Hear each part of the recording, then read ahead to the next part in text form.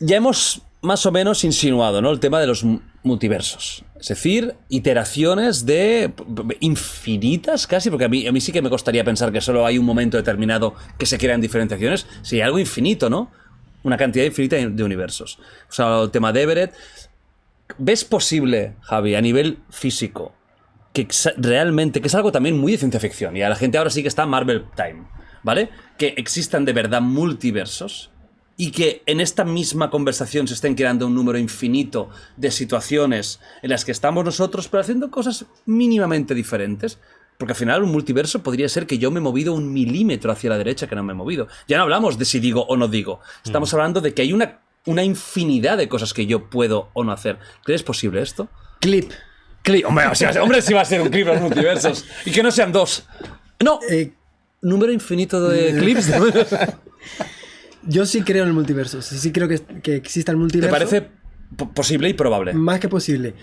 Voy a explicar un poquito el contexto para que entiendas esta respuesta. Pero básicamente el multiverso no es una teoría. Es una característica de una teoría. Es como si digo yo... deportes de pelota, pues es una característica de un deporte, no es un deporte en sí mismo. Entonces en el multiverso aparecen muchas teorías. Aparecen teorías muy esotéricas, como la inflación caótica eterna, que es una teoría, es una especie de plugin al Big Bang para adaptarlo a las observaciones. En esa inflación existirían múltiples universos. En la teoría de cuerdas hay múltiples universos, en la mecánica cuántica hay múltiples universos, pero hay un multiverso en nuestra realidad. Y esto ya es muy difícil de rebatir porque las observaciones apuntan que existe. Vivimos en un universo que se inició, según la teoría del Big Bang, hace 14.000 millones de años. El universo, y de repente pasa un ser humano que mira y observa su realidad. Lo primero que se da cuenta el ser humano, una de las primeras cosas, es que hay una cosa que se llama la velocidad de la luz, que viaja a 300.000 kilómetros por segundo y que limita nuestra área de comprensión del universo. Entonces, tenemos un volumen de universo que se llama el volumen de Hubble, que es el universo que el ser humano puede ver, porque es el tiempo que ha tenido la luz de recorrer. Entonces tenemos una burbuja de luz que nos ha visto. ¿Eso significa que el universo acaba ahí? No. Esto es como un mapa de Age of Empires. Solo hemos tenido la niebla. Sí. Solo hemos tenido capacidad de recorrer esta parte del territorio. Pero el universo obviamente es más grande que eso. ¿Cuánto más grande? Pues las cosas apuntan a que el universo pueda ser infinito. Y si el universo es infinito, significa que hay muchos volúmenes de Hubble. El volumen de Hubble es un espacio de unos 100.000 millones de años luz de diámetro centrado en mí. Tú tienes otro volumen de Hubble, tú tienes otro. Estás centrado en nosotros y tienes 100.000 millones de... Pero un universo, una galaxia que esté a 100.000 años luz de aquí, pues tendrá su otro volumen de Hubble. En definitiva, si el universo es infinito, hay infinitos volúmenes de Hubble. ¿Cuántas partículas hay en un volumen de Hubble? 10 elevado a 80. Es el número de partículas que hay en nuestro universo.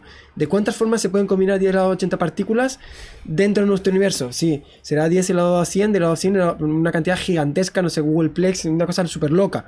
Pero hay infinitas. Eso quiere decir que de esas infinitas combinaciones de este número de partículas, tiene que haber otra donde sea exactamente igual, pero un poquito cambiado. Entonces, si tomamos en serio que el universo es infinito, tiene que haber... o sea, con nuestra teoría. O sea, no estoy hablando de teoría, la teoría de cuerda. No, con la actual. Newton. Con Newton y universo infinito, tiene que haber otro Jordi que esté en otro universo, pero con la camiseta al revés. O sin camiseta. Oh. Ese es el que os gustaría estar. Y de hecho, en otro universo estáis con una cara que no. Estamos los tres sin camiseta. No, y Nacho con la pirula siempre llevas fuera. todo al sexo, Enrique. Yo quiero decir una cosa, quiero mencionar algo que es muy importante. En el primer podcast tú estabas salido, que parecía eso, que yo me he preocupado por ti muy gravemente. Pero en este, ¿en el primero? Enrique, nos hemos cambiado. ¿Tú que a mí la filosofía me... Tú tienes ahora mismo una calentura que me das mucho miedo. La energía.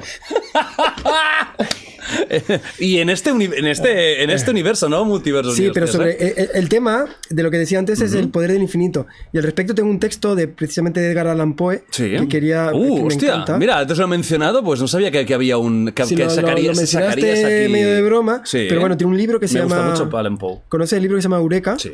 lo escribió pues hace poco antes de morir, sí. cuando está en una fase así un poco Ya, mortal. existencialista y todo Pero eso. el tipo no funcionó el libro y él sentía que era su obra maestra, que estaba a la altura de los principios de Newton. Bueno, tiene muchas intuiciones físicas muy interesantes, anticipa el tema del Big Bang, anticipa el tema de agujeros negros, anticipa muchos conceptos de física, resuelve la paradoja de Olbers, que es una paradoja científica muy interesante, pero tiene un párrafo sobre el infinito que a mí me encanta y lo voy a leer porque me parece muy bonito. Bueno, a ver, a lo mejor no, ¿eh? A lo No, mejor que ahora no paso leo. al siguiente tema y... ¿A mí?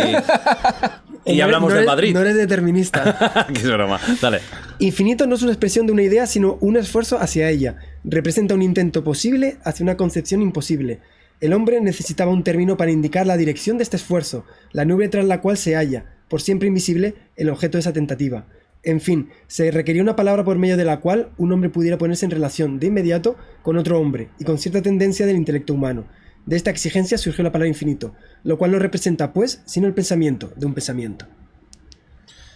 Fíjate que varias palabras importantes. Imposible.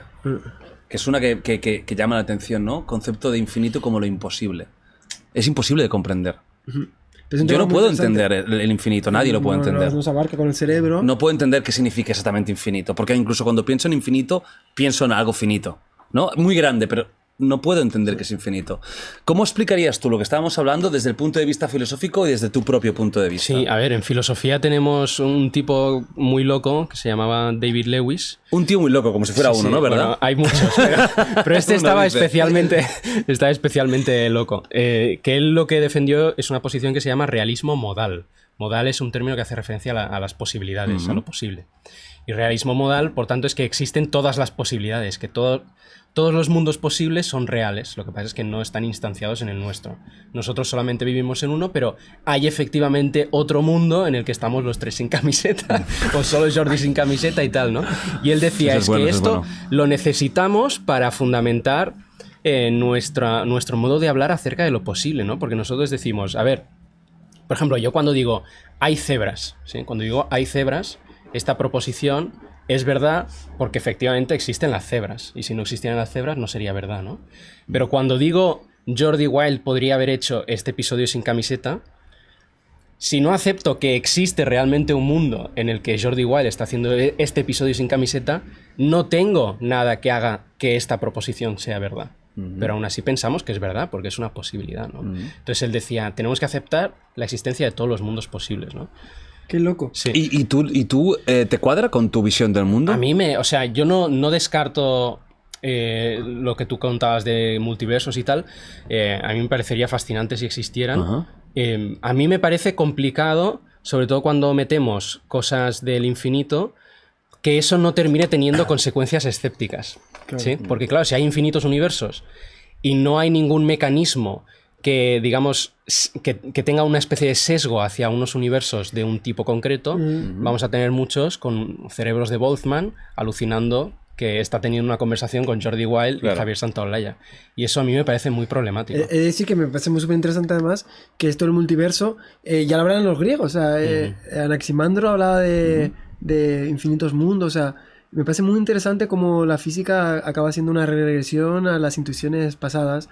Y por eso que creo que me es una pena, retomando lo anterior, Sí, cómo claro. a veces se desprecia al conocimiento establecido a través de la lógica, la razón, incluso la revelación o el éxtasis, cuando realmente ha demostrado tener intuiciones verdaderamente brillantes. Entonces, qué pasada que podamos hablar del multiverso aquí en esta mesa, hablando en términos científicos, pero qué pasada que lo hablaban los griegos, sin esas capacidades que tenemos actualmente. Lo que decíamos antes, ¿no? De que tenemos la sensación de que cada época posterior es mejor. Y yo no creo que sea así. Creo que hay épocas, por ejemplo, a nivel de pensamiento, que con sus medios fueron muy superiores a la actual. La propia Grecia, el Egipto clásico, incluso los aztecas con el tema de los astros. El nivel que llegaron parece ciencia ficción, pero no lo es.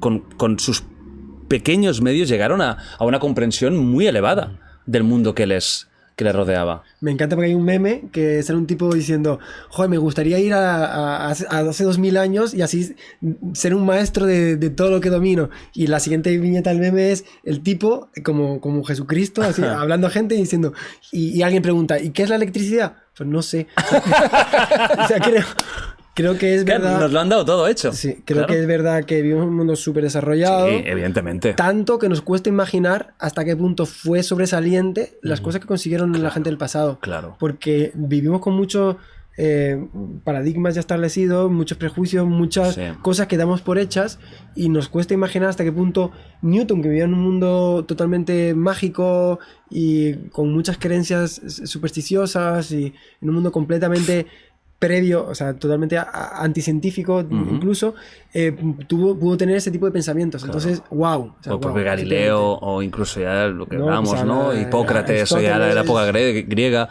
O sea, es una barbaridad. Además, luchaban a veces contra su contexto, que eso ya es lo más duro aún, ¿no? Y en un momento en el que no había como ahora mega laboratorios y... Tú imagínate Tales de Mileto que está de repente así y de repente dice... No, pues yo creo que esto, en vez de explicarlo por un mito y Dios y no sé qué, vino Zeus y me lanzó un rayo, voy a explicarlo buscando una razón. Claro. Eso a nosotros nos parece hoy incluso natural, Sí, pero en era el antinatural. momento,